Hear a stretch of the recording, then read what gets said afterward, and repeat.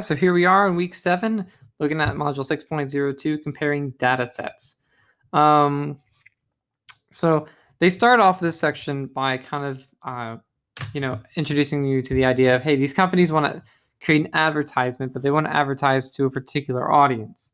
The car dealer down here wants to place an ad for an activity with the least overall change in events. The clothing store wants an ad for whichever has the greatest average attendance, and the other one wants the ad for the greatest typical attendance. So these are all different measures that we're going to be able to answer for them. How do we determine what has the least overall change? Well, how do we determine what has the greatest average? How do we determine who has the greatest typical attendance, right? For these 3 different types of events: concert plays, dances, basketball games. Which of these has the least overall change? Which of those has the greatest average attendance? And then which of these has the greatest typical attendance? So lots of things for us to work out. But we'll be able to answer those questions hopefully by the end of the video. Now, one thing that is very useful for comparing data sets is something called a box plot.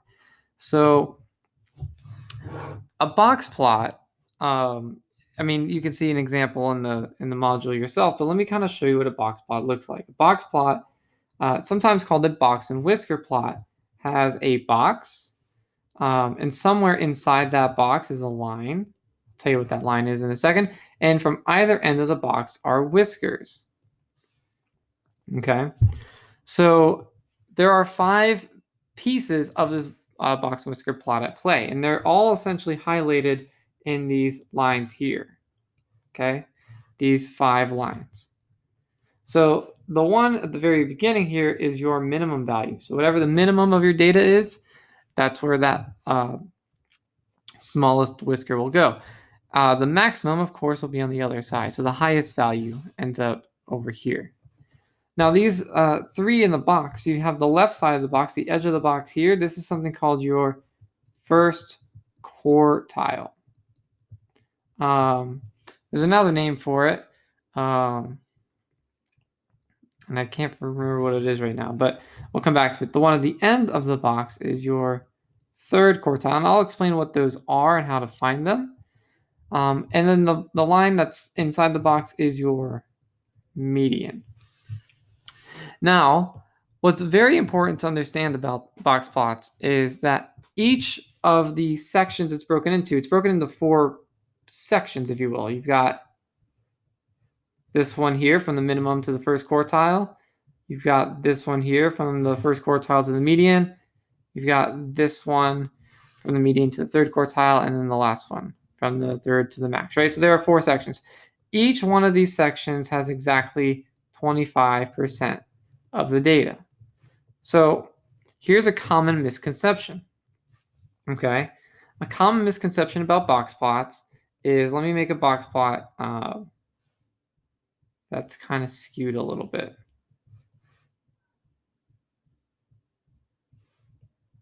Okay. A common misconception about box plots is thinking that since this fourth, if you will, this section is so much bigger than this section, because remember, it is broken into fourths, okay? You've got this fourth here, you've got this one here, you've got this one here, and you've got, of course, the last one, right? It's all broken into fourths. It's a common misconception that because this one is so much bigger than this one, that there are more data values here. Oops. Trying to do a capital and a lowercase d at the same time, and ends up being a b.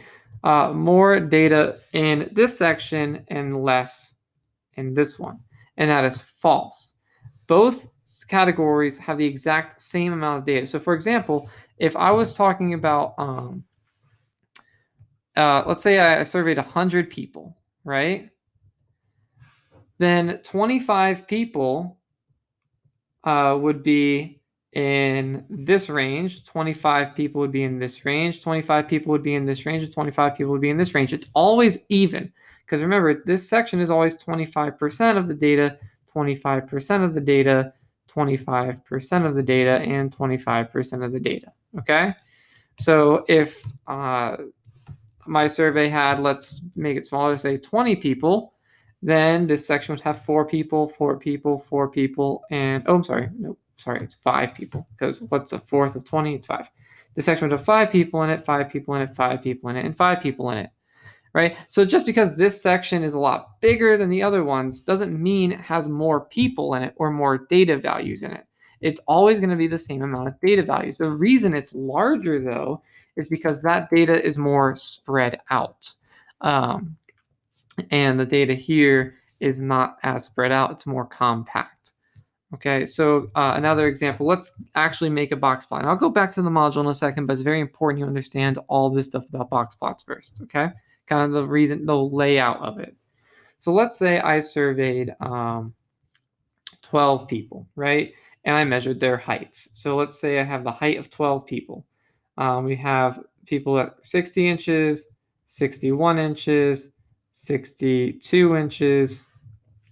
Let's make it a little different, actually. Let's say, so I can show you this better. Let's say someone is only 47 inches, then 56 inches, and 61 inches. So those are the first 3. Then we got 62 inches, 63 inches, 64 inches. Let's say I got another 64 inches. How many is that? That's 7 so far. 66 inches, 67 inches, 68, 70. How many I got? 1, 2, 3, 4, 5, 6, 7, 8, 9, 10, 11. One more. 75 inches. Okay. So how would you make a box plot of this data? Here's what we would do. Now, there are 5 pieces of information that we're going to need. We're going to need, of course, as I mentioned earlier, we're going to need the minimum, the maximum. Let's find the median, and then what's called the first quartile and the third quartile. So how do we find these? Now, the minimum is, of course, very easy. The minimum is 47. It's the smallest value. The maximum, of course, is also very easy. It's 75. It's the highest value. The median is found, of course, by finding the values in the center. Now, it's very important that you can only find the median if the numbers are written in numerical order. So I've, of course, written these numbers in numerical order so I can find the median. So the median is just the number that's in the middle. So let's do one from the left, one from the right, and then one more from the left, one more for the right. That's a third one, fourth one, fifth one. And I get 2 numbers in the middle. They're both 64, so the average of 64 is 64. So that means our median is 64. So this was the middle because you got the first 6 values here and the last 6 values here. And the reason I'm splitting it in the middle where the median was is because the first quartile is the median of the first half of the numbers. So now just look at that half and let's find the median here. So to find the median of just that set, we'll take out 1 from the left, 1 from the right, 2 from the left, 2 from the right. And then again, I've got these numbers in the middle. And the average of those, or halfway between those, is 61.5. So the first quartile is 61.5. Oops. Well, let me take those. All right, 61.5. So the third quartile is the same thing. It's just the median of the second half, okay? So we have the second half of our data sets, and now we just find the median of that. So 1 from the left, 1 from the right, 2 from the left, 2 from the right. We got these numbers in the middle. And of course, halfway between them would be 67.5. So 67.5. So now we're pretty much ready to make our box plot. So on our box plot, we'd have our number line down here. And I would go from maybe, let's go from 40 to 50 to 60 to 70. Okay, we'll put 45, 55, 65. And we'll just kind of round where these go. So the minimum is 47. So 47 is going to be about, about here, right? Our max is 75. So 75 is going to be about here. Our median was 64. So 64 would be about here. Our first quartile is 61.5. So something about close to this. and third quartile will be about 67.5, so about here. And so now we've got our 5 main values, right? We've got our min, we've got our max, we've got our median, we've got our first quartile and our third quartile. So how do we make a box plot? Well, the box plot itself, the box connects the first quartile to the third quartile. So the first one to the third one, that's the box, and the median is going to be aligned. It's somewhere inside that box. It won't necessarily be in the middle of that box. You know, a lot of times people think median means middle. It's not always going to be the middle. Sometimes it might be a little more to the left, a little more to the right, but it's always going to be inside the box though. And then the minimum and the maximum just connect through a whisker. So we connect those through a whisker. So there, we've made our box plot. Now, when we look at the box plot, it's broken into fourths again, okay? So we've got, again, 25% of the data here, which is 1/4. We have 25% of the data here. Then here, again, 25%. And then our last whisker, 25%. So there's 25% in each category. And what I mean by that is that there's 1/4 of the data. So remember, there's 12 data values altogether, right? A fourth of 12 is 3 people. So that means that 3 people would be in each section. So there are 3 people between the heights of, 47, our minimum, and 61.5. And that's true. If you look at our data, we had 3 people between 47 and 61.5. There's also 3 people between the ranges of 61.5 to the median, which was 64. So we had 1, 2, 3 people in that range as well. Then we had 3 people in the range from the median, which was 64, to the third quartile, which was 67.5.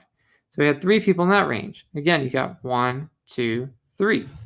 And then 3 people again in the last region here from 67.5 to the maximum of 75, because there are 3 people of that height. So even though, this section here is longer, it doesn't mean there's more data values there. It's all the same amount of data values. It's still 3 people in this section, 3 people in this one, 3 in this one, and 3 in this one, because again, it's always 25%. The only reason that this is longer than some of the others is because this data was more spread out. If you look at the first 3 people, look how spread out their numbers were: 47, 56, and 61. Those are very spread out. Whereas the second section, right, was very much more compacted. 62, 63, and 64 are very close together values. So that's why that area is so much more tightly compacted, right? It's a smaller region, but it still has the same amount of people. There's still 3 people in this section and 3 people in this section. Just like I said, these were more spread out than those. That's pretty much everything to know about a box plot. So we'll do, of course, more examples. You're going to need always to find these 5 values. So we'll work on that. Then you'll make your box plot. We'll continue working on that. But I want you to understand the whole 25% thing. It's very important. So I'm sure this does a decent job explaining it, but I've just done it for you. Here are the numbers of I'll let you guys go through that one. It's already got the voice over for it. Let's see. Example 1. What fraction of data points are found in each quartile? So we just mentioned that. Each quartile is broken in, 25%. So 1/4, right? What fraction of data points? 1/4 or 25%. We talked about that already. Which data has the largest range? Which has the smallest? Oh, well, it's talking about the what is it talking about? Is it talking about the 3 from earlier? I think it's talking about it didn't work them out at all, but from the previous page, from page 1, these values, if you made a box plot for each of these, for the box plot for the concert plays numbers, box plot for the dances, a box plot for the basketball and football games. So you make 3 box plots of each of those and you can compare them to each other. So this is referring to that information. I don't want to do that because it's going to take a long, long time. But you would. And I guess the dances has the largest range, whereas the basketball football games has the smallest range. So interquartile range, something I didn't talk about. So interquartile range is the box itself. So you see on this example that I made up, the interquartile range is this box from the first quartile to third quartile. Now the first quartile was 61.5 as we saw earlier, and the third quartile was 67.5. So that's where the box goes from 61.5 to 67.5. So this is your inner quartile range, IQR. And the range of it itself is how wide it is. So if you go from 61.5 to 67.5, that's a total amount of 6, I believe, right? 6 inches, whatever it is. The difference between those values is 6. So the interquartile range is 6 inches. But that's where it is. This is the interquartile range is from 61.5 to 67.5, basically this box right here.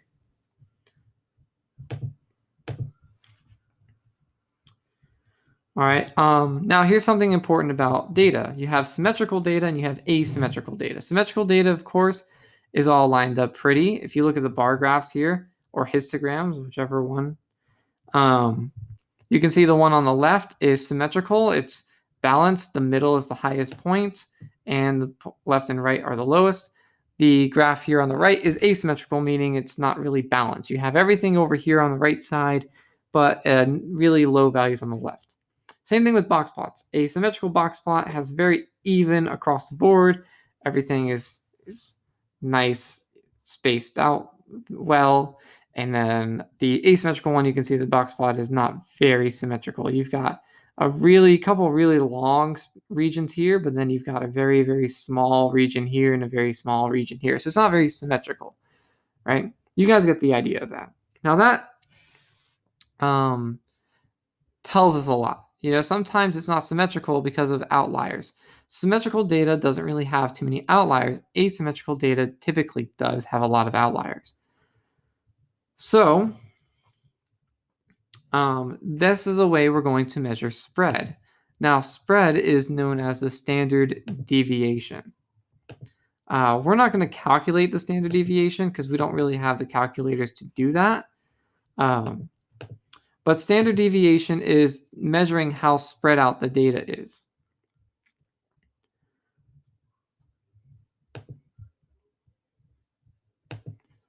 Let's see here. All right, this one's talking about the mean and median. All right, what I want to get to is when you have data that's symmetrical without very many outliers, your mean is going to be its best measure of center. When you have data that's asymmetrical, things that are, something with outliers, your median is going to be the best measure of center. I wish I had the data values here to kind of walk you through these examples. I mean, here's what I can do for you. So for concert plays, let me see if I can snip that. Right, for concert plays, the mean for concert plays would be to add up all these numbers. So 125 plus 200 plus 360 plus 325, right? Add them all up and then divide by the total amount that there are. So there are 1, 2, 3, 4, 5, 6, 7 values. So you would take that sum of all the ones added up and divide it by 7, and you'd get your mean. Now, if I just quickly take a calculator and work that all out, let me do this for you. So 125 plus 200 plus 360 plus 325 plus 375 plus 440 plus 370. That's a total of 2,195. If you take it and you divide it by 7, I didn't realize the answer was already sitting there, you get a mean of 313.5. So its mean is 313.5. Now, its median, of course, would just be like what we did earlier. Take the lowest and the highest, lowest and highest, lowest and highest, and the number in the middle is 325. So its median is 325. For the dances, it all adds up to 2,195, but there are only 1, 2, 3, 4, 5, 6 data values. So we'll divide that number by 6 to get its mean. So its mean is equal to, let's see, 2,195 divided by 6. Its mean is 365.8. See, 365.8. Its median, however, let's see, lowest, highest, lowest. Oh, wait, these aren't written in order. They have to be written in order for this to work. Oh, this wasn't written in order either. So hold on. If you write them in order, let's see, 125, 200, 325. It's the next smallest. 360, 370, and then 375, and 440. So you have to write them in order to find the median. So lowest, highest, next lowest, next highest, next lowest, next highest. So the median there is actually 360. Apologize. I thought they were written in order at first glance, but they weren't. So it's very important you write these in order before you find the median. You don't have to do any order for the mean. For the median, you do. So for dances, let's see. We have the lowest is 125, then 190, then 280. I'm just writing them from least to greatest. 300, 450, and then 850. So lowest, highest, lowest, highest. So I have these two numbers in the middle. So the average of them, or the number right between them, between 280 and 300, would be 290. So this median would be 290.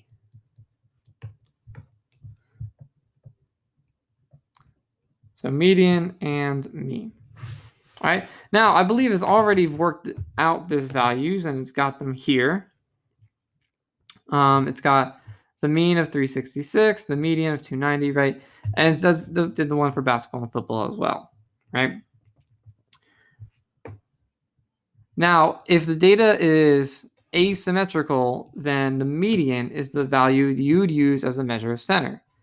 If the data is symmetrical, then the mean is what you would use. But how do you determine whether it's symmetrical or not? We have something, like I said, called the standard deviation to do that for us, but I don't believe we're going to be working through that in too much detail. All right, so this again, talking about box plots, the interquartile range, we've already discussed that. Standard deviation is the measure of spread. There's no way for us to really calculate the standard deviation unless you have a graphing calculator, or at least do it easily. You'd need a graphing calculator. But let me explain at least what the standard deviation means. So standard deviation is how spread out the data is. So a higher standard deviation is more spread out than something with a lower standard deviation.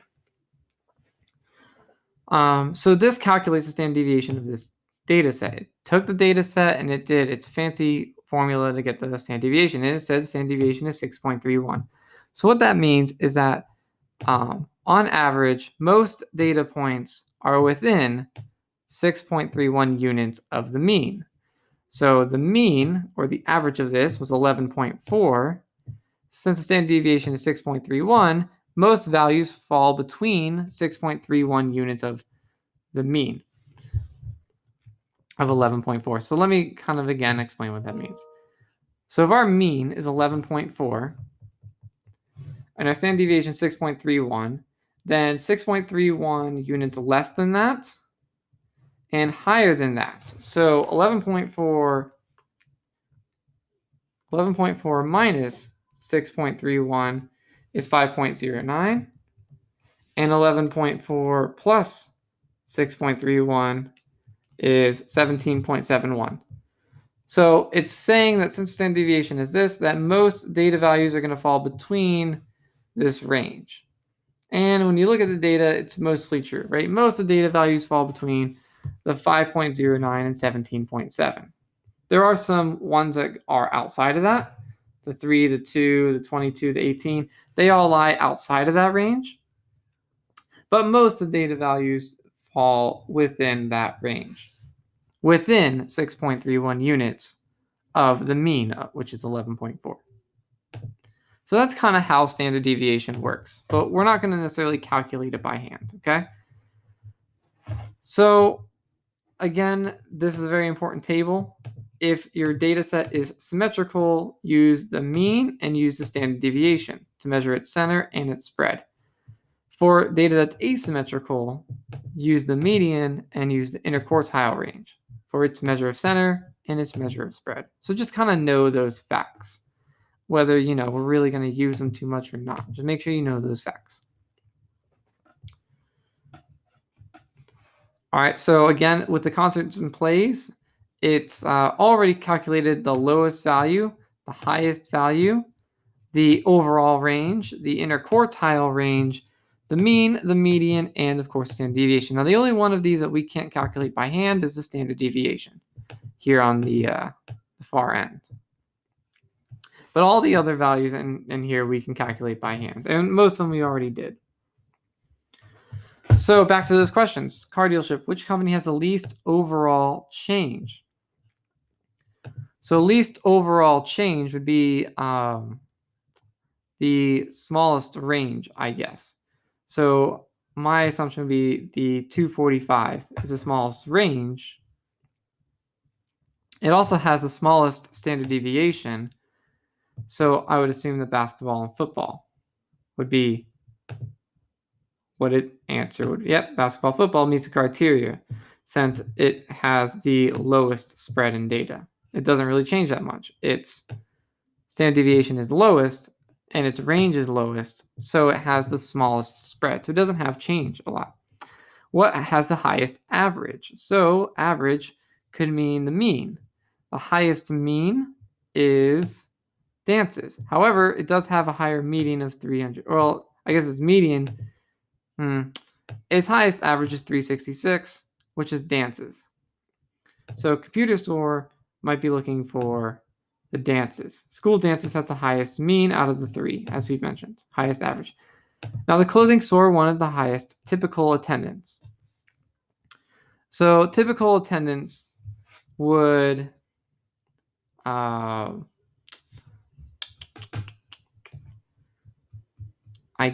guess. Now that one's kind of intriguing me again. I would assume it says constants in place. So why does it say constants in place? First, the midpoint of the data, which would be the median. It has the highest median, so it's therefore more reliable, highest typical attendance. So the computer store, this is where it gets a little kind of interesting, right? The computer store has the highest average, but the typical attendance of the concert plays is higher than any of the others because the median is higher than any of the others.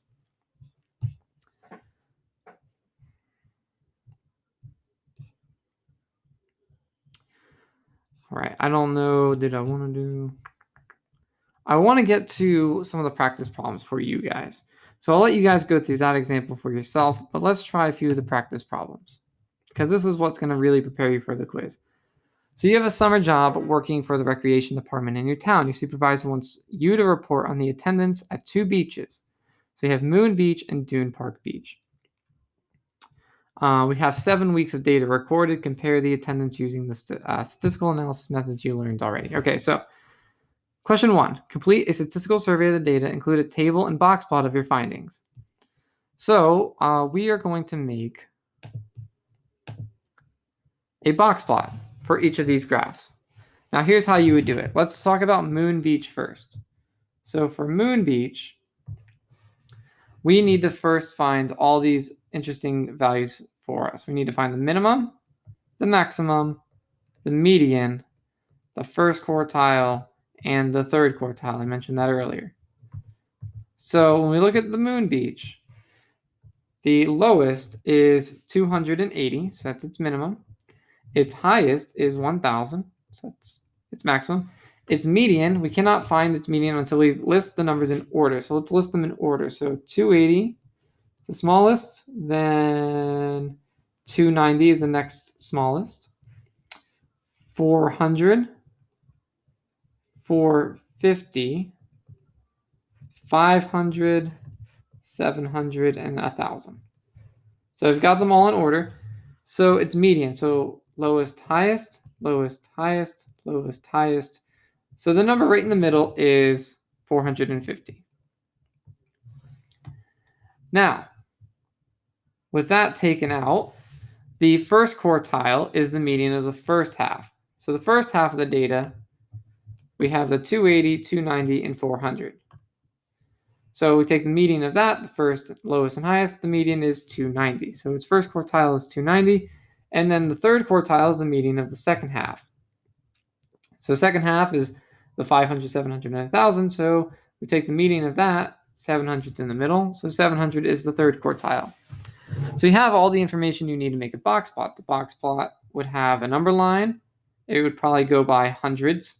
So let's say maybe 200, 400, 600, 800, and 1,000. 280 is the minimum. So 280 about here. Its maximum is 1,000. So it'll go way up here. Its median is 450. So maybe like here. Its first quartile is 290. Not very far away from the minimum. And its third quartile is 700. Should be way over here. So its box plot would look something kind of like this. And that whisker is going to be very small on the left, but pretty long on the right. So there's your box plot, right? Keep that in mind. I believe it's already included on there, but that's how you would work it all out. Now let's try the same thing for Dune Park Beach.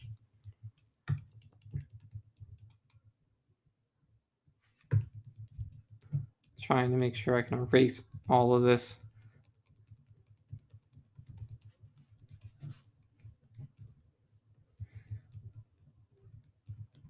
Okay, just ignore the rest of those points there. Okay, so Dune Park Beach. Again, we need to find the 5 criteria for Dune Park Beach.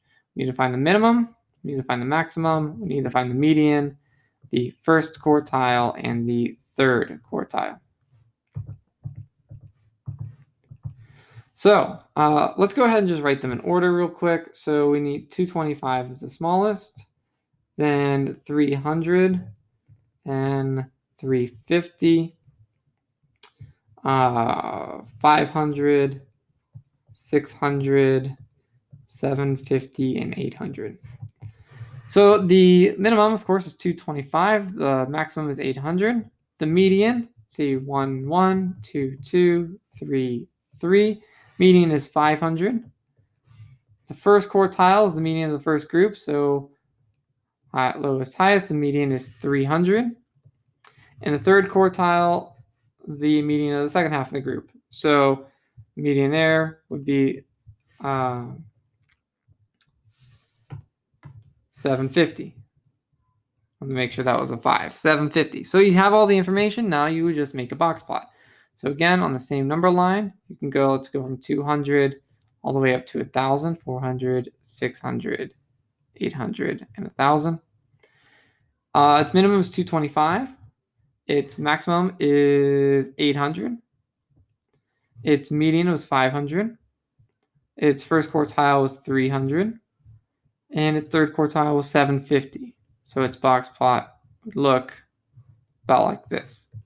So a little bit different than the other one, right? But that's how you would do it. There's the box plots that we've made. Of course, you can see them a lot better off here than on my graph, but I at least wanted to show you how to get these values. So now you know how to get these values. Which is the most popular and what is the most likely level of attendance at the beach? So the most popular one is going to be, well, okay, here's the thing. Moon Beach is not very symmetrical. If you look at the red graph, it's not very symmetrical. So when you look at something that's not symmetrical, its best measure of center is the median. So Moon Beach has a median of 450. So let's keep that in mind. Dune Beach Park is very symmetrical. You can see I mean, just look at it, right? It's symmetrical. Everything's about even. So when it's symmetrical, the best measure of center is the mean, 504. So you're actually comparing the mean of Dune Park with the median of Moon Beach. And when you compare the two, the highest one of those two values is Dune Park Beach at 504.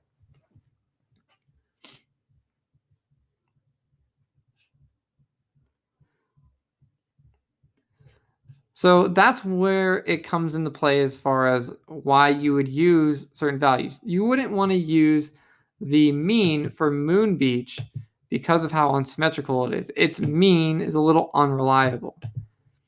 And you could use the median for Dune Park Beach, but since it's symmetrical, the median and the mean will be kind of similar. So that's one thing to kind of remember. When you have symmetrical data, its mean and median should be pretty much the same. So 500 for 500. But when you have something that's not symmetrical like Moon Beach, you'll notice that the mean and the median are going to be further away from each other, right? 450 and 517 are not nearly as close to each other as the 500 and 504. So asymmetrical data will be drastically different here, but symmetrical data will have very similar values for the mean and median. So which beach has the least amount of variation in attendance? So the least amount of variation, I would assume Dune Beach Park, just because it's symmetrical, it's not very spread out. You can see Moon Beach is very spread out, very unsymmetrical, or asymmetrical, right?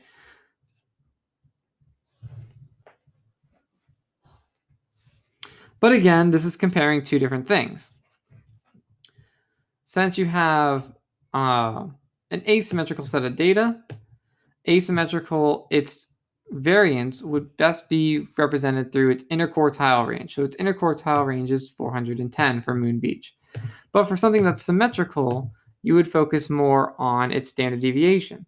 And its standard deviation is 207. So you can compare the two values, but at the end of the day, I would say that Dune Beach Park is kind of the best one in terms of it's being less variation. Now, believe it or not, that was only one example. Activity 2 does the same exact thing. So remember, in order to make a box plot, you're going to have to find those ranges of values.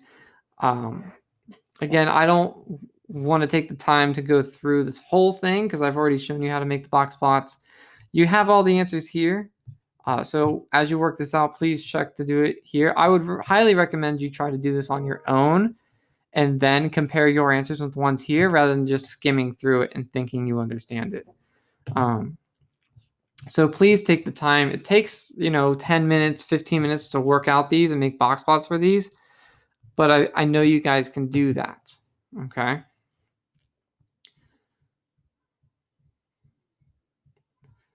All right. And then there's activity 3 for you as well.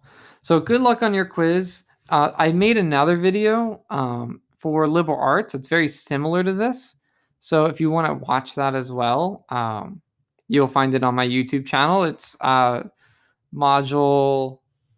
2.02 for liberal arts, and it was week 1. So you might have to go find it buried a little bit, but it's there and it covers a lot of the same stuff. So if you want to watch that to get a little more help, you can. Other than that, I'll see you guys in the next one.